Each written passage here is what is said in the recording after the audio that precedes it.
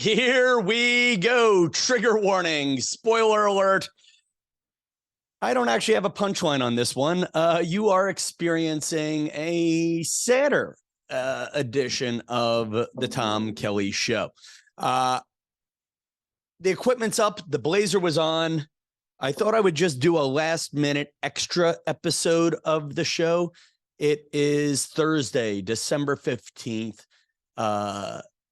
Stephen Twitch Boss from the Ellen Degeneres Show and So You Think You Can Dance has died of an apparent suicide. And so this whole story is very real to me. There's a friend of mine, Jason Caparaz, who says, "Hey, Tom, sometimes I listen to your podcast and sometimes it makes me worry about you. And I'm going to go down a path that may sound sad on today's show, but I promise you I'm going to end happy and with purpose. Why am I doing a show about the deceased sidekick from a talk show that just ended? One, my friend Kate Sunbury says she only listens to Tom Kelly Show podcasts when I am profiling a comedian or entertainer who has passed away. Two, yeah, the numbers do spike when I do a single topic. And three, it's real to me. It is very real to me. I wrote this 3-page thought about him that if I posted it on Facebook, it would seem like a really depressing suicide note. And it's not, and I'm not in that sort of space. I completely identify with the man's pain and where he was in life and maybe what the last 6 months of his life were like. First of all, I didn't know him, not at all. And being really blunt, I didn't even know I barely knew he existed because I really didn't watch Ellen. I didn't. Actually, I love Ellen DeGeneres. I love the mark she made on so many people's lives. I was just busy working on other talk shows. I have friends who worked in Ellen, so I really didn't know Twitch. I didn't know he existed. But when you consider who I am, that I was a warm-up comedian working on so many TV shows, we had similar paths. Twitch was a man who projected joy in a room full of joy. He worked with Ellen. And then one day, after this long run, of being successful, being the guy who elevated the guy or the woman, being the person who elevated the person, the star. And then one day, after a blank number of years of him working at the show, it all ended. It all ended. Ellen's show ended in May. It was canceled, pushed out, pandemic, whatever you want. But I get it. And for as much as this man had a good family, he had a beautiful wife with whom he seemed happy. I'm seeing videos about his grandfather popping up that he was talking about how much he loved his grandpa. And he just seemed like he had everything. And when you have a career like mine or his, and I think a lot of performers, it's weird when the energy gets pulled away, So to refresh on my career, for those of you who don't know who I am, I was the warm-up act at The View for many years. I left The View to go to Good Morning America, and Good Morning America 3, or whatever they're calling it now. Good Morning America 3, What You Need to Know is what they call it now. I was on a previous incarnation of that. And, I gave up The View. The View was kind of like my family or work family. It was my longtime thing. And I left Good Morning America 3 I left The View to go to Good Morning America for better hours and, frankly, a bigger paycheck. And the better hours led to flexibility, which led to more money. And for 2 years, or 2 or 3 years, I was living my dreams financially. There was enough money where I was getting ahead on the retirement. There was enough money coming in where you're like, wow, if I wanted to give a scholarship to one of the nieces or nephews, I could have done it. And then, boom, and the other thing to point out is, it was, for those of you who've been following me for my whole run of my career, and there's a lot of lifelong Tom Kelly fans who experience this show, lifelong friends who have experienced this show, 20 years of hard work, 20 years was finally paying off, at least in the bank account. And also with some things that were working out. I was getting those TV pieces on air. I was getting appearances on a couple of other little shows. It all came together. And then, the pandemic came, and poof, it all ended. And it's weird. I don't know. There's two types of really people who work in television. They're the freelancers, kind of like, using my father's analogy, they're the carnival workers. They go into town, they set up the tent, they put on the big show, and then they move on either to the next city together, or they move on to different cities on their own. And then there's the people who work on the home shows, the franchises, the staples, and I got on a staple, and suddenly my part of the staple disappeared. And it was weird because part of this is pandemic induced. But it's amazing. And I think this applies to anybody when a job ends. There's people you call your work family, and you realize they're your coworkers. The list of people who checked up on me after the pandemic was pretty short. The celebrities I loved, Ginger Z, Cecilia Vega, Rob Marciano, Rebecca Jarvis, and of course, Michael Strahan, who is a saint, who brought me, him and his team. There's a lot of people who are not famous who are on that team who also brought me to 2 seasons of The Pyramid to do warm up for crowds of 15 people. That's loyalty and friendship unparalleled by anybody in show business. And I'm so blessed to have that. But when you get back to me talking about Twitch, is what happens when the regular thing disappears, when a TV show ends. And this happened to me years ago when Rosie O'Donnell ended. And it happened, I guess, when Good Morning America went into pandemic mode, is you lose the cool labels you put on yourself. You're suddenly, it's a strange feeling when you go from, he's the guy from Good Morning America, he's the guy from Ellen Degeneres, to he's the guy who used to be at Ellen Degeneres. He's the guy who used to be at Good Morning America. And then you start looking for what's next in your life. And I don't know if this is what Twitch went through. I don't. I just am being self-centered and projecting myself onto him. But you get into what else do? You go back to the roots, you start floundering, you start running around. This podcast is a part of me wandering and trying to find myself, all right, Tom, go back to stand-up comedy. Well, honestly, half of stand-up comedy is the art of convincing bar owners and bar employees that you're good enough to yell into their microphone while they're selling drinks. And half of these people didn't think I was good enough to work on their stupid bar when I did have something that made me feel confident, and then you start to wonder, if enough of these auditions don't go through, if enough of these new deals don't play out, you start to wonder, are you not good enough? Have you failed at something? And don't get me started on social media. This podcast is amazing. And whatever the number of listeners, in my mind, I think there should be 100 times what I have here. And the funny part is, I'll bet you if I had 100 times the number of listeners I have as an entertainer, you wonder, is it good enough? Is it big enough? And then don't get me started on TikTok. I understand what we're doing to teenage kids with TikTok. Here I am, a graying stand-up comic.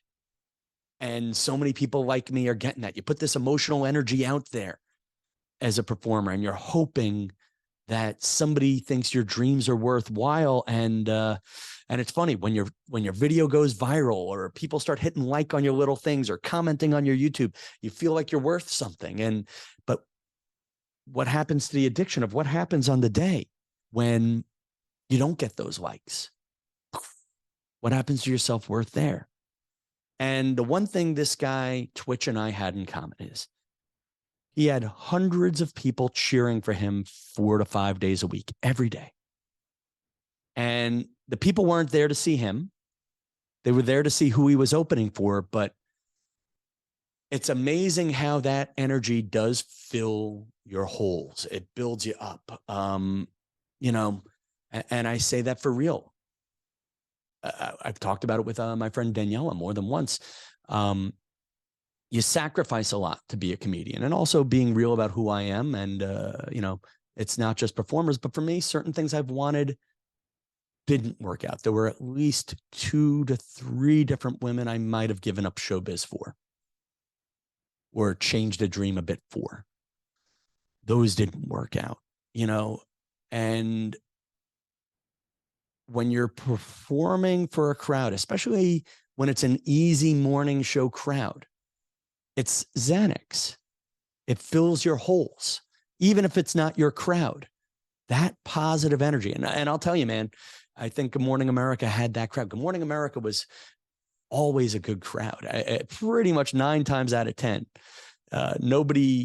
Here's a secret I never quite confessed back then, was even a bad crowd was a decent crowd for that. It was, you always had enough, wacky people from the Midwest who were so happy to be there. You just drank that happiness up with a straw. And then it's hard. I don't know if this is where Twitch was, but it's hard being in the what's next stage. And I know there's a lot of people here who listen to this podcast who are also in transition. If I am the leader of the broken, the beaten, and the damned here on the podcast, if we are a parade of misfit toys to make this a holiday podcast, your pain when you're feeling lonely and you're feeling hurt, you're not alone. If this podcast is about owning the midlife crisis, you're not alone. They say in show business, you're only as good as your last gig. I disagree with that. I'm going to say in show business, you're only as good as the average of your last gigs and your next one or current one. And at least that's how I feel like the showbiz community treats me. Like the hard part about comedy is, especially when you're back to where I'm at performing in stand-up, it's, hey, and this next guy, you've seen him do this. Well, he did it 4 years ago. Well, this next guy was on a bigger show and he's doing this, this, and this. I've heard from oh God, I'm blacking out on his name. But a comic from Ireland had a great line. Hannah Berner's husband had a great thought. He told me that when he was performing in Ireland, they don't do the credit. It's just the name. It's just the name. And I like that better. It's just, hey, here's Tom Kelly. See if he makes you laugh. You don't have to build him up with expectations or a resume of, if he made this person laugh, he was on Colbert, he must be good enough for you. If he was on America's Got Talent, he must be good enough for you. You just, all right, here's the comedian, laugh at him,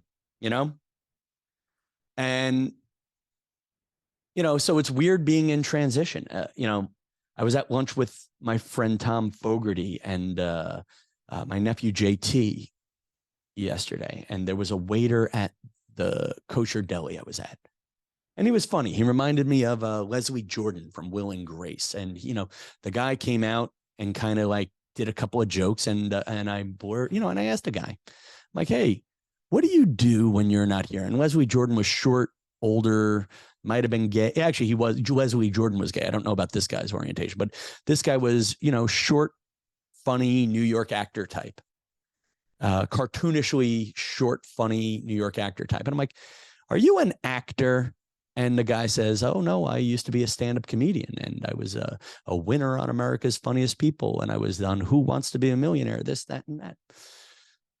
And he walked away, and my nephew looked at me and goes, Uncle Tommy, that's you.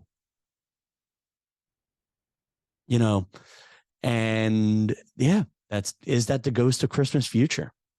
You know, you get into the thing of with comedy, or especially, and probably with other careers, is, like, we're all climbing mountains. What happens when you hit your peak? What if the peak isn't high enough? What if you don't climb to the top of Mount Everest and you really only hit the top of Sleeping Giant State Park in Connecticut? And the best part is, what if the peak isn't just a climb, but rather a steep cliff that you just fall off of, a steep edifice you fall off of? I've just wanted to work the word edifice into a podcast. By the way, I just described Sleeping Giant State Park too. You climb up the back and then you fall off the front. What if the peak doesn't lead to a plateau? Because the thing with peaks is you go back down. Anyway, it's for my business. You need other things that keep you going. And I feel like, especially when you're in transition, especially when you're owning the midlife crisis, what keeps you going? I wish I could tell you that it was just as simple as my love of our Lord and Savior, Jesus Christ. I wish I could tell you it was as simple as the love of my parents and nieces and nephews and cousins and brother and sister-in-law and whatnot. Family does give me purpose, but they have their own lives. Me, I've always been in orbit of that and never quite got my own stuff going in the family sense anyway. I put this in, it's morbid, but I do put it in. What keeps me from shooting myself for sure, and why you'll never have to really worry about me, is the old-fashioned Catholic fear of eternal damnation. I call that, I am in the gallery of just in case Catholic on that one. But yeah, and then there's a thought of better days are ahead. The hard part with better days are ahead. The hard part with dreams, the hard part of aiming for the new goal is those bubbles pop. And then and the hard part about having hope is what happens after you lose hope. What happens, I mean, I told the story and I'm going to tell it again later, but we had the story of, I'm going to get in shape to date my dream girl. And then I met the dream girl and it didn't work out. I'm going to get in shape and audition for the great TV show. And then, you know what? You didn't get the job. What keeps you going? Yes, I still have big dreams. Now, I used to have this big mission in life of, I wanted to prove people wrong. I wanted to prove the people who didn't love me that they were wrong for not loving me. I'll show you. I'll show you. Well, you know what? I'm 46. Did I show them? And do they care? And was that really a worthwhile mission? And that was one of my missions, if I'm being honest. My other mission, frankly, is to not just make people laugh and provide joy, though that's a big part of it. I also want to provide and project love and connection. Yeah. I think, and it's funny, we're going to talk about, I just did an interview that'll air on Monday with Kim Perrell, and you get into what's your goal? What's your vision for the next year? Where do you want to be? Not just in 2023, but where do you want to be by January of 2024? Heavy question. Doesn't that sound so far in the future? Well, guess what, people? That's only 54 weeks away. We'll talk about that on next week's show. But what keeps me going when I'm sad? What keeps me going when I'm low? And I keep going back to a book that I read when my friend Father Lou, a Catholic priest, was dying. And I was visiting him once a week in a assisted living nursing home scenario. He was bedridden at that point. And there was a book, and I've told this story before, and I'm telling it again because it has value. There was a book written or transcribed, and it was conversations between the man we now know as Pope Francis, Cardinal Jorge Bergoglio, and a Argentinian rabbi named Abraham Skorka. And in the Skorka side of the book, and each of them would talk, and I'm paraphrasing it, but Skorka said, and he was talking about, how do people who lived through the Holocaust keep living? How do people who have seen loved ones die keep going? How do people who experience extreme sadness keep going? And his line was, you needed, and he didn't talk about God or faith, or maybe he did in this very asecular or secular, in this secular approach, which was, you have to believe today's pain is yours or someone else's answers for tomorrow. That, you know, and there are two things that keep me going. One, I'm blessed. There are family members, loved ones, fans who, when you're feeling down, suddenly like a guardian angel will pick me up. Yeah. There have been achievements that have picked me up. I mean, I had a great 2022, in part because Joey Cola was blessed, and Joey Cola called me and said, Tom, I need you to be my sub at this show, and this show. Thank you, Joey. I was blessed this year because my friend Jim, who knows who he is, said, Tom, I need you at this show and this show. And he would call me in between to say, hey, Tom, I believe in you. If I had something, I'd give it to you. And those are, you know, and then on top of that, I got great parents, man. They love me and I love them, and I like seeing them do well. I have a great brother. We're not the same person.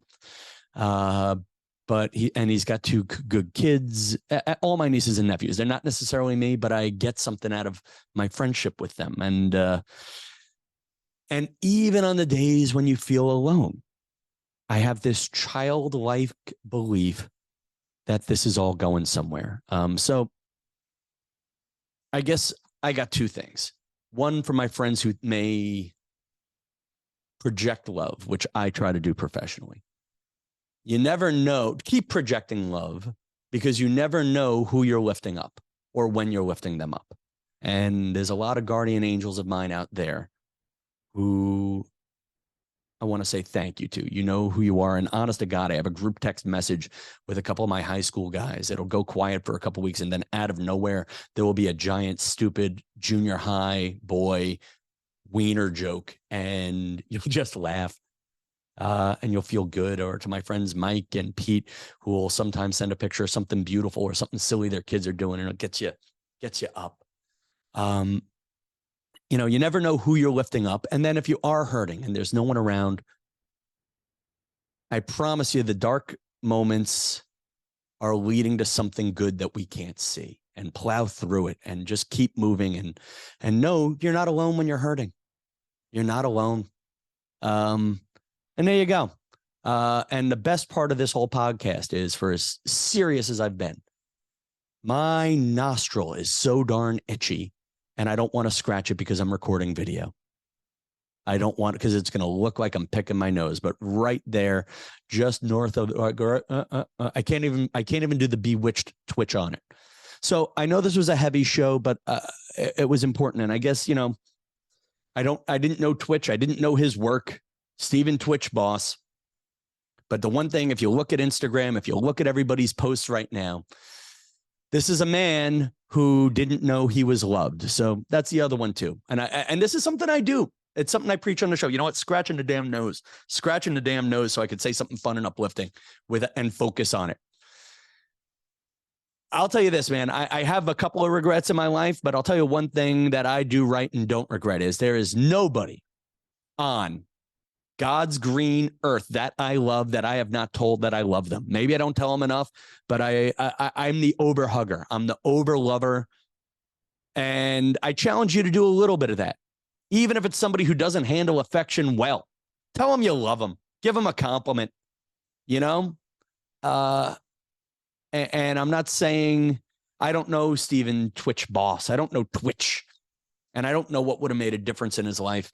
But I do identify with the pain and the transition in life. And it doesn't go away. That's what this podcast is about, owning the midlife crisis. It doesn't go away, but maybe in our own ways, we can make it better for other people. And I promise you, I don't know what is at the other end of the rainbow, but you are a beam of light. That is the dumbest thing I've ever said, but you get the emotion of where I'm going. All right. Now I'm scratching the other side of the nostril. This is why I'm not famous. I just want to be on TV scratching a darn nose like that. That's all I got to say, people. I don't know how long the podcast went. I forgot to hit the timer. But listen, man, you know, I say this at the end of the show, and usually I mean comment on my YouTube, comment on my TikToks, comment on my Instagram, and share the podcast. But show love where love can be shown. Good night, New York.